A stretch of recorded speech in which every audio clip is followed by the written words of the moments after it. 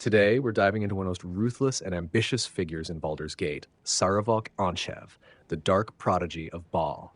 From his blood-soaked rise within the Iron Throne to his relentless quest for godhood, we'll explore his brutal reign, the terror he unleashed, and the legacy of murder that followed him beyond death. But what drives a man to embrace his divine heritage as the Lord of Murder's chosen, and how does his story shape the fate of Baldur's Gate? Stick around as we uncover the ruthless ambition, betrayal, and ultimate fate of Sarevok. This is one blood-soaked tale you don't want to miss. Sarevok's story was never one of redemption or heroism. It was built on ambition, betrayal, and an unrelenting pursuit of power. From the moment of his birth, his fate was tied to the blood-soaked legacy of Baal, the Lord of Murder. One of countless Baalspawn created as vessels for their father's return, Sarevok was meant to die so that Baal might live again. But fate had different plans. As an infant, Sarevok was taken in by a secretive Baalist cult, raised among others of his kind to serve a singular purpose, to be sacrificed in a grand ritual to restore their father. But before this dark ritual could be completed, a group of harpers stormed the temple, cutting down the cultists and freeing the children. Some were taken to safety, raised far from the influence of Baal's shadow. Sarevok was not so fortunate. Lost in the chaos, abandoned by those who might have saved him, he was left alone in the brutal streets of Faerun, where survival was a daily struggle. His fate changed when he was taken in by Rieltar Anchev, a high-ranking member of the Iron Throne, a powerful and ruthless organization that controlled trade and wealth across the Sword Coast. Rieltar did not adopt Sarevok out of kindness. He saw in the boy a hunger for survival, an untapped ambition that, if properly shaped, could serve his own ends.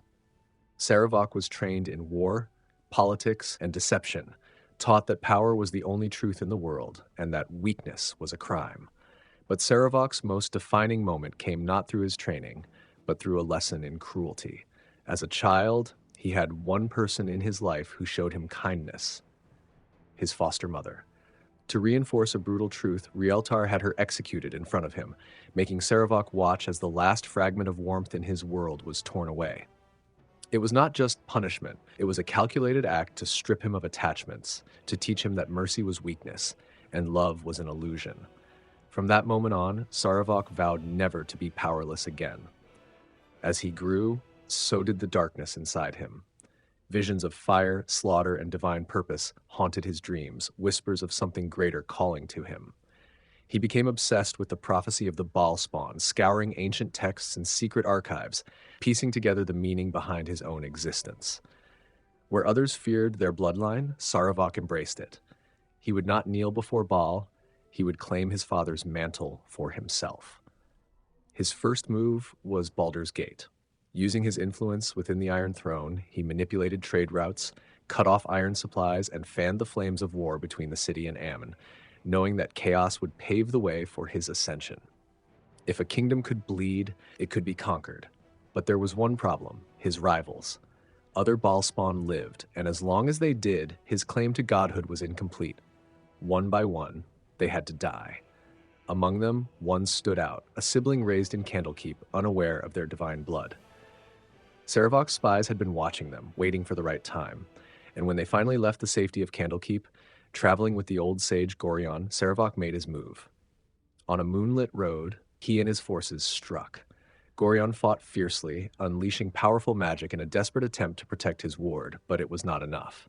Sarevok cut him down, his blade claiming the life of the old sage, believing he had removed the last true obstacle to his plans. But the Baalspawn escaped. That single act set into motion a battle for the soul of Baldur's Gate. Sarevok was no longer content with pulling the strings from the shadows. With the city now on the brink of war, he took the final steps towards seizing ultimate power.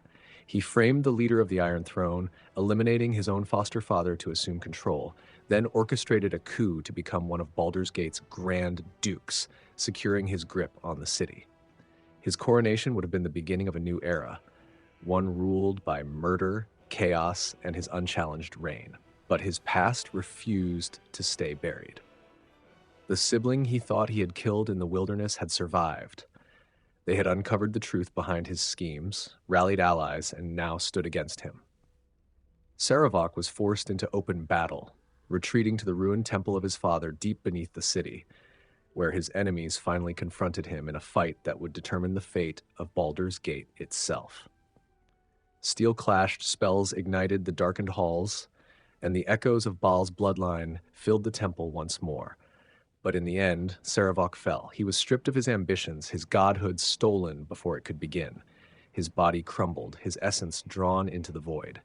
But Sarevok's story did not end with death.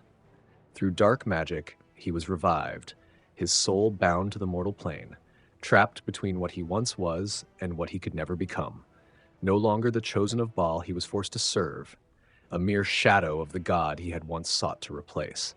For decades, he wandered, a warlord without an army, a conqueror without a throne. His path took him across Faerun, from the battlefields of the Sword Coast to the distant lands of Kara-Tur, where he laid to rest the only woman he had ever truly loved. Yet no matter how far he traveled, he could never escape the truth. Sarevok was no longer a god in the making. He was just a man. But fate had one final twist left for him. As Baal's influence returned to Baldur's Gate in the Age of the Absolute, Sarevok once again found his place among the faithful. He became the judge of the murder tribunal, testing those who sought to prove themselves worthy of Baal's favor. No longer a god to be, but the executioner of those who wished to take the throne he once coveted. And so he remained, a remnant of a failed prophecy, watching as new champions of murder rose where he had fallen. Sarevok was a man of sheer presence, both in mind and body. Towering over most, his imposing frame alone could inspire fear, but it was his demeanor that made him truly terrifying. His every movement was purposeful, his gaze unwavering, and his voice carried the weight of authority and menace. Clad in his spiked black armor, adorned with jagged edges and the visage of a snarling fiend, he looked less like a man and more like an instrument of war itself. His eyes, glowing with an unnatural yellow light, were devoid of hesitation or remorse, mirroring the depths of his ambition. But Sarevok was more than just brute force. He was a man of intelligence, strategy, and ruthless cunning. A master manipulator, he could twist words with the same precision as his blade, using charisma to command armies and bend others to his will. When it suited him, he could be persuasive, even charming, inspiring loyalty in those desperate for power or purpose. Yet beneath that veneer of control, there was an untamed fury waiting to be unleashed. His temper was legendary. While he could feign patience when required, he was not one for restraint. He despised weakness and saw hesitation as failure. When obstacles stood in his path, he crushed them without a second thought. His rage was not wild and reckless, but swift and decisive, an outburst of pure, calculated destruction. Those who disappointed him, those who failed him, often did not live long enough to make the same mistake twice. Despite his ambition and intelligence, Sarevok was a man of excess, one who could never truly be satisfied. Power was never enough. There was always a higher throne to claim, a greater force to conquer. Even when he sought godhood, it was not simply to become Baal's heir, but to reshape fate itself, to carve his own name into history with fire and blood. Yet, for all his might, Sarevok was not without flaws. His greatest weakness was his arrogance, his refusal to believe that he could ever be outmatched. He rarely entertained the idea of failure, nor did he plan for it. His overconfidence led him to dismiss potential threats until it was too late, underestimating the resilience of those who opposed him. In the end, Sarevok was a man who burned with ambition, whose fury could shake empires, but whose own pride would ultimately bring about his downfall. His presence alone could command a battlefield, but his inability to temper his own desire for power ensured that, no matter how high he climbed, he was always doomed to fall. Sarevok was a force of destruction, a warrior who embodied the raw, relentless power of the Lord of Murder. Trained in the deadliest forms of combat, he was more than just a skilled swordsman. He was a figure of terror on the battlefield. His presence alone could break the will of lesser fighters, his overwhelming aura leaving them paralyzed with fear before he even raised his blade. He was not merely a man wielding a sword, he was an executioner, cutting down his enemies with brutal precision and terrifying ease. As a deathbringer of Baal, Sarevok possessed strength far beyond that of an ordinary warrior. His greatsword, infused with the dark power of his divine bloodline, could cleave through armor and bone alike, striking down foes with a single devastating blow. Those unfortunate enough to stand against him often found themselves cursed, their wounds refusing to heal as the touch of Baal's wrath lingered upon them. He fought with ruthless efficiency, making every strike count, cutting through enemy ranks as though they were mere obstacles in his path. Beyond his physical prowess, Sarevok possessed a natural resistance to magic, making him a nightmare for spellcasters. The arcane arts that could cripple most warriors had little effect on him, as he shrugged off enchantments and resisted the forces that sought to weaken him. His connection to Baal also granted him an unnatural resilience. Even death could not easily claim him. If he were struck down, his soul would return, his body restored in the depths of Baal's temple beneath Baldur's Gate, ensuring that his reign of terror could never truly end unless divine intervention sealed his fate. Sarevok's command over Baal's power extended beyond his sword. He could summon necrotic flames to engulf his enemies, searing them with unholy fire that could not be easily healed. His mastery of dark magic allowed him to raise the dead to serve his will, command lesser minds to submit, and even tear through reality itself with astral projections and ethereal movement. But perhaps his most terrifying ability was his capacity to channel Baal's divine hatred, unleashing a wave of unholy energy that prevented anyone nearby from healing, ensuring that every wound inflicted in his presence lingered until death claimed its victims. In combat, Sarevok was an unstoppable force. He struck with terrifying speed, his blade carving through flesh and steel, his legendary abilities making him nearly untouchable. He could launch relentless attacks, channeling Baal's dark essence with every strike, and when the battle turned against him, he could summon the flames of his dark god to turn the tide once more. His sheer endurance allowed him to fight longer than most, his unnatural stamina keeping him on his feet when others would have fallen.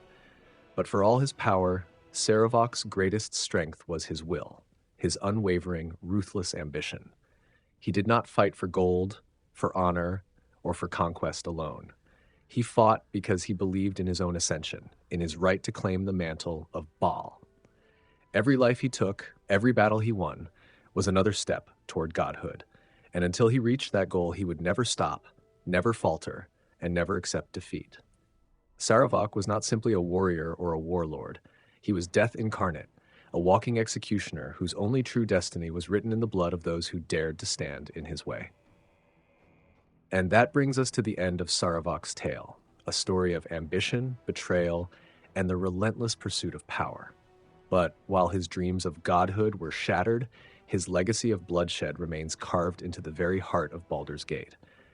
What do you think? Was Sarevok the ultimate villain, or was he simply a man who refused to be controlled by fate? Let me know your thoughts in the comments.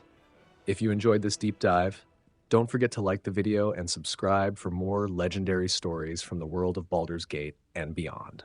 Also, a quick note, this video was created using AI-driven video generation tools, courtesy of Hailuo. They're not a sponsor, but if you're curious about AI video creation, check out the link in the description. Thanks for watching, and until next time, may your rolls be high and your enemies fall before you.